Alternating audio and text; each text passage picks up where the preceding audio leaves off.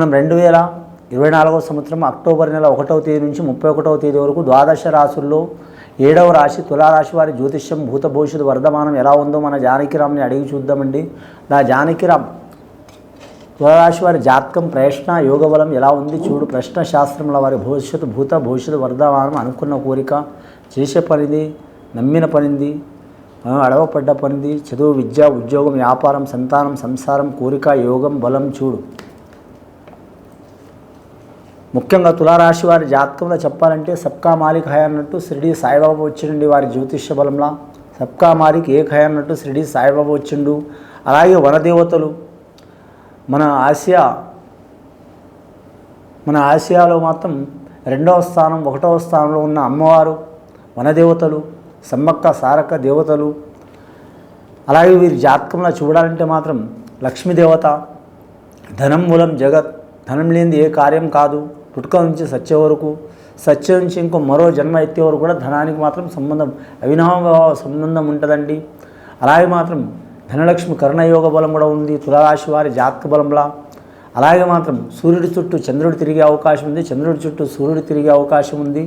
కానీ మాత్రం వారి చుట్టూ మనుషులు తిరిగే అవకాశం ఉంది, మనిషి చుట్టూ ధనం తిరిగే అవకాశం ఉంది, ధనం చుట్టూ ప్రపంచం మొత్తం తిరిగే అవకాశం ఉందండి.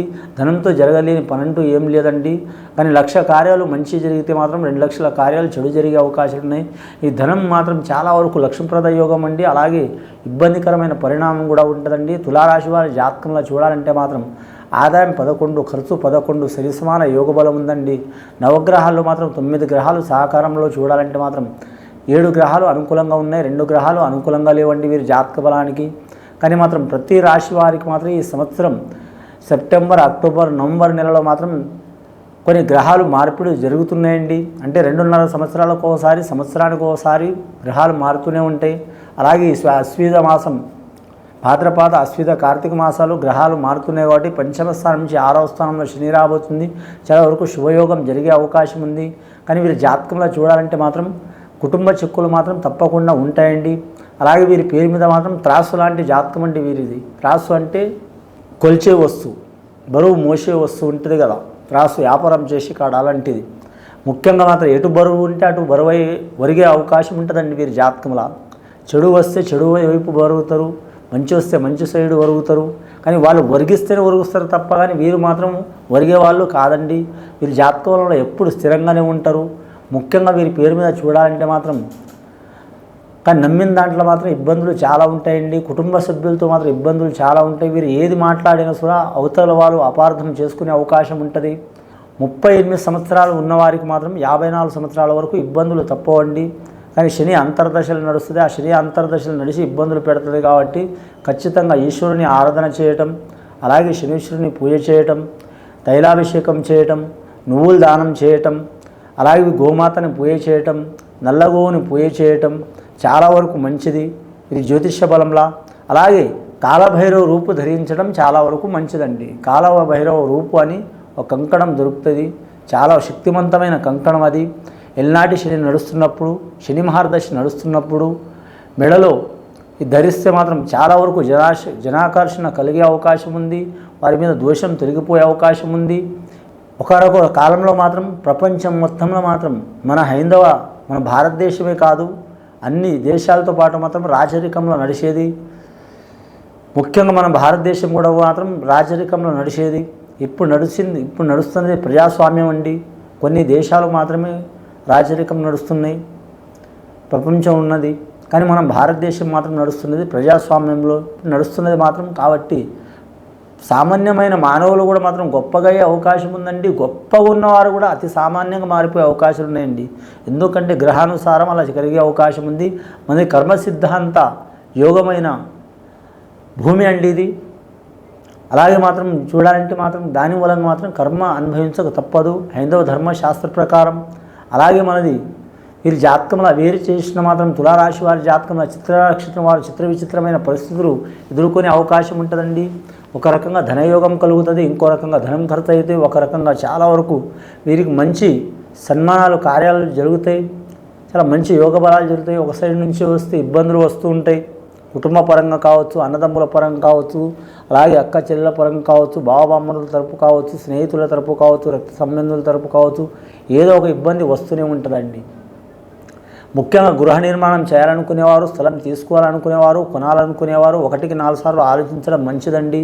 అలాగే రియల్ ఎస్టేట్ రంగం మాత్రం 50% ఉంటుందండి లాభం. వీరి జాతక బలంలో 50% లాభం ఉంటుంది, 50% శూన్యమయ్యే అవకాశం ఉంటుంది వీరి జాతక బలానికి. కళారంగాన్ని కళాకారులకు మాత్రం తిరుగు ఉండదు, అనుకున్నది సాధించే అవకాశం ఉంటుంది.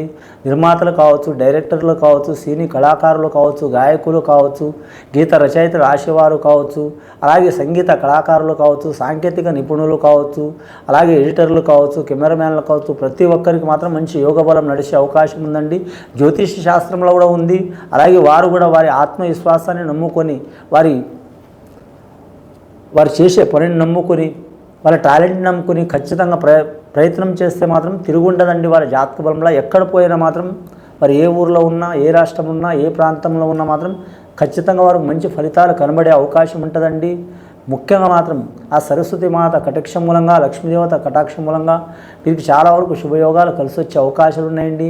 వీరు ఎవరికి పూజ చేసినా చేయకపోయినా అమ్మవారికి పూజ చేయడం చాలా వరకు మంచిది.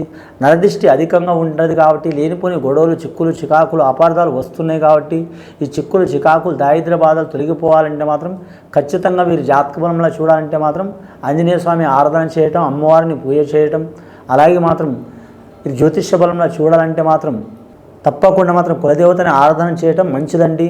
ఇలా చేస్తే వీరి మీద ఉన్న చిక్కులు, చికాకులు, దారిద్ర్య బాధలు తొలగిపోయే అవకాశాలు ఉన్నాయి. అలాగే వీరి జాతక బలంలో మాత్రం ధన విషయంలో, రుణ విషయంలో, రణ విషయంలో ఏదైనా సరే మాత్రం ఎప్పటికప్పుడు తొలగించుకోవడం మంచిదండి. రుణశేషం, అగ్నిశేషం, అలాగే శత్రుశేషం ఉండొద్దండి.